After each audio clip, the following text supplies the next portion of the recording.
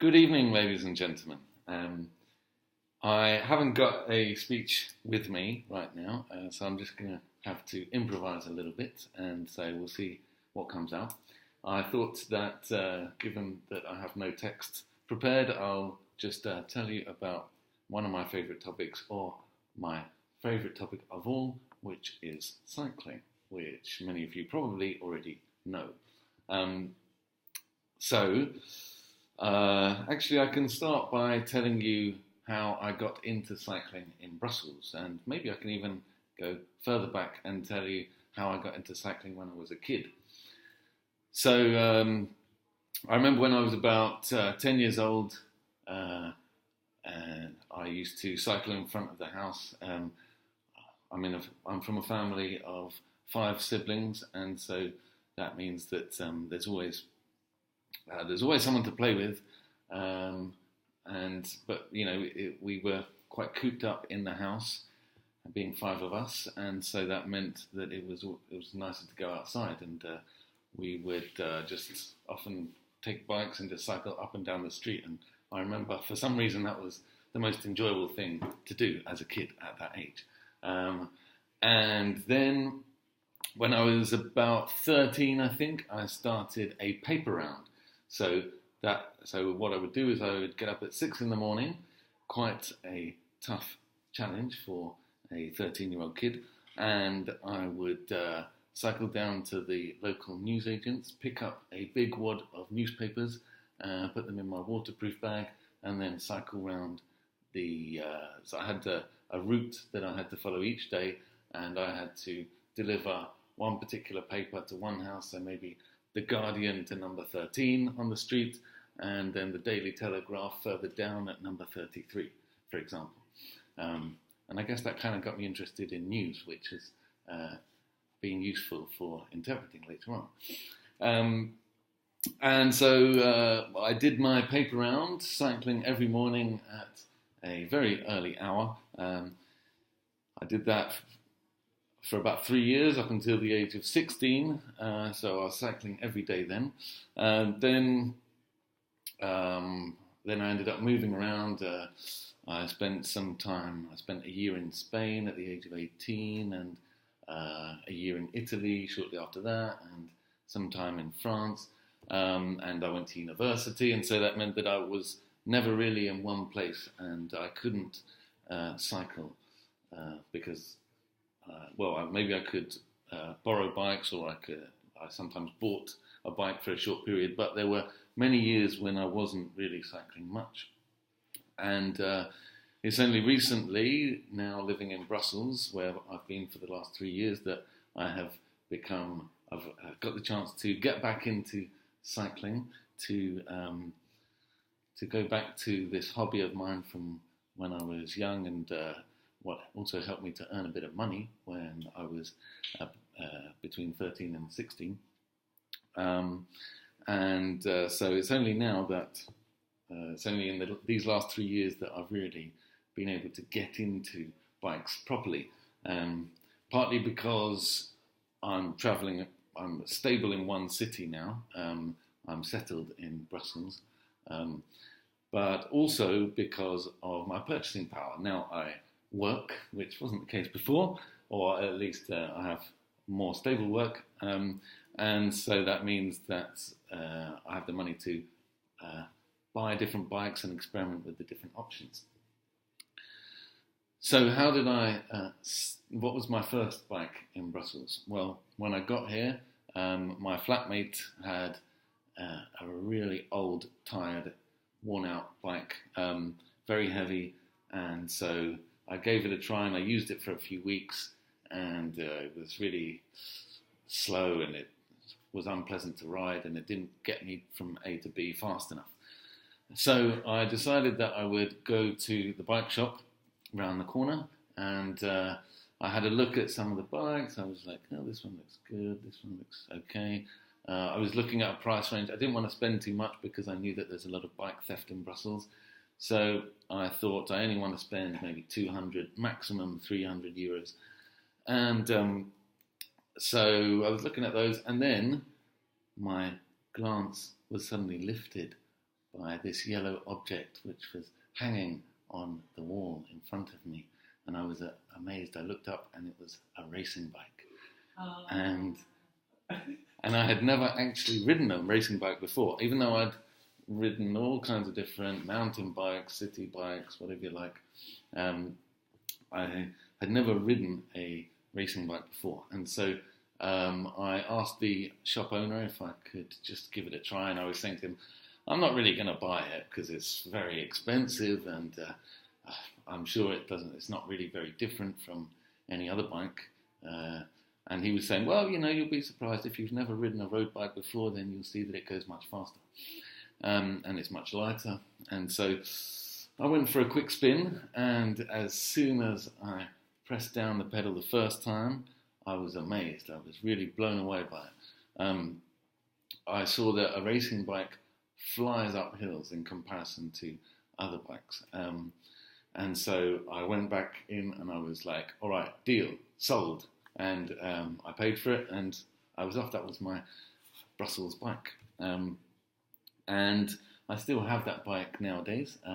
She goes by the name of La Poderosa, in honor of the trusty steed of Che Guevara, which you can see in the Motorcycle Diaries, the film.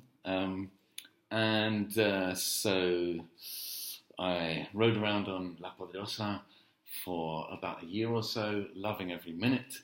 And then I started to look into other options as well. I realized that as an interpreter, I have to go to other cities sometimes to work, other cities around Europe.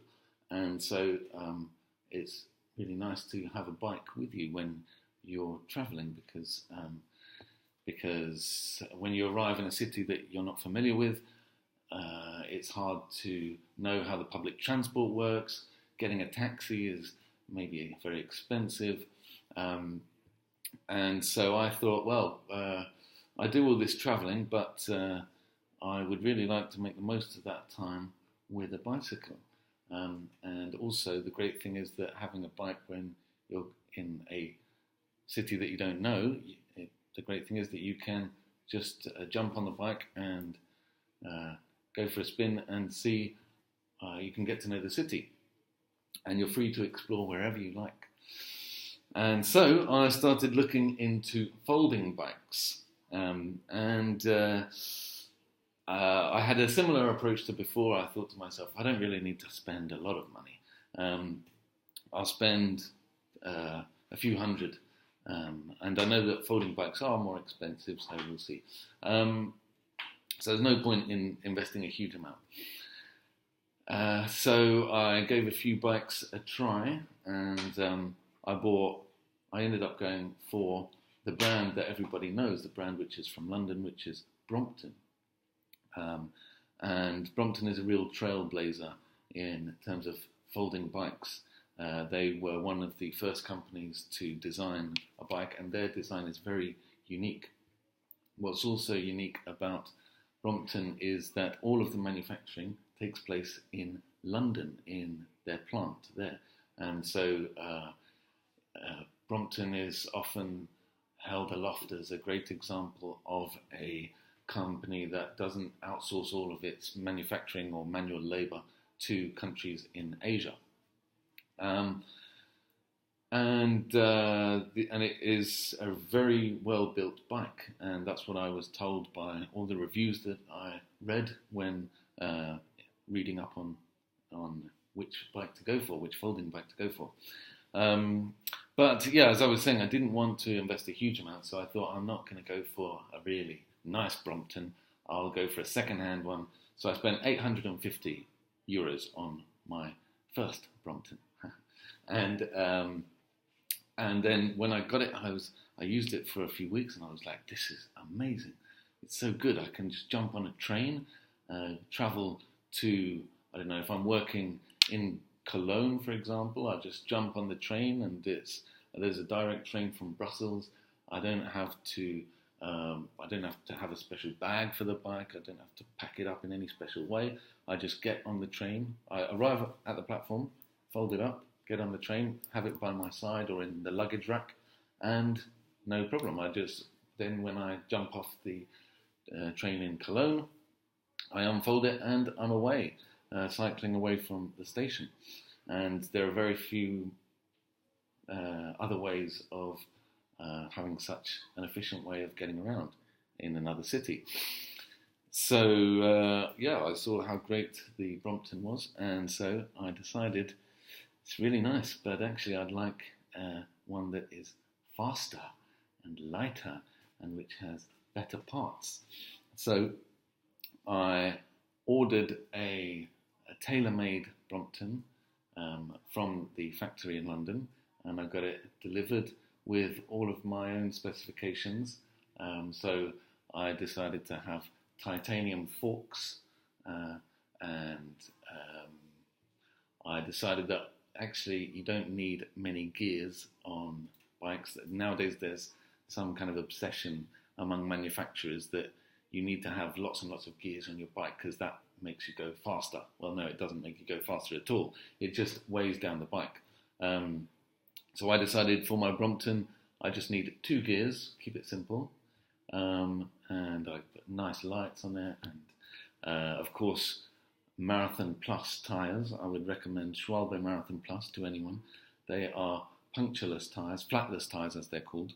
So it's really impossible to puncture a Marathon Plus because they have a lining of Kevlar in, and you may know that Kevlar is the material used in bulletproof jackets. And I have never had a puncture with a Marathon Plus, and I've done thousands and thousands of kilometres on them. So that bike, the second Brompton I bought, set me back over €2,000. Quite a pricey item, but you know I love it. And nowadays, when I work abroad, far away, I take my Brompton with me, regardless of the distance. So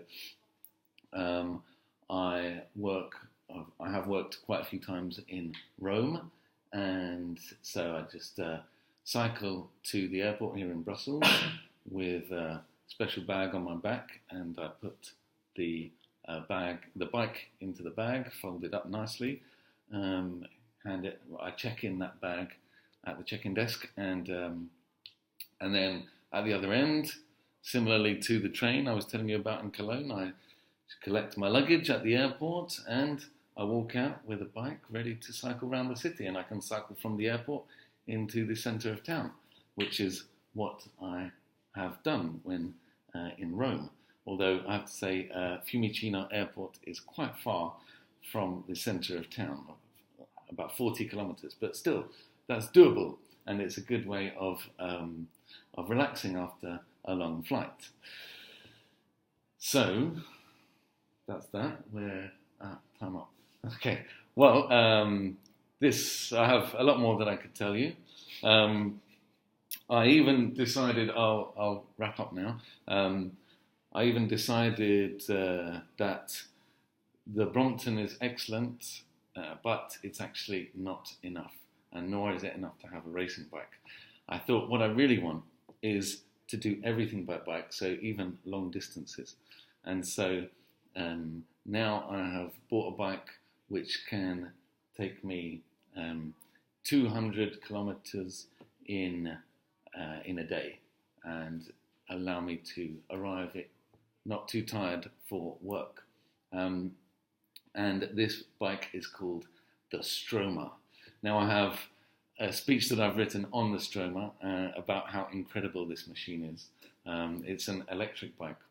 I don't have time to tell you about how wonderful it is today, but what I can tell you is that recently I was working in Bruges and I cycled there on my bike. I also worked one day in Liège, 100 kilometers away, cycled there and back on my electric bike, and then I cycled to Aachen in Germany, going through Maastricht in the Netherlands in order to get there.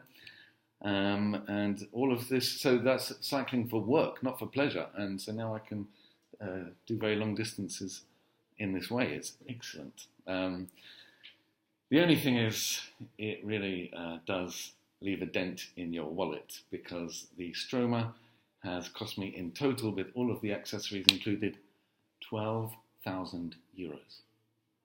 Thank you.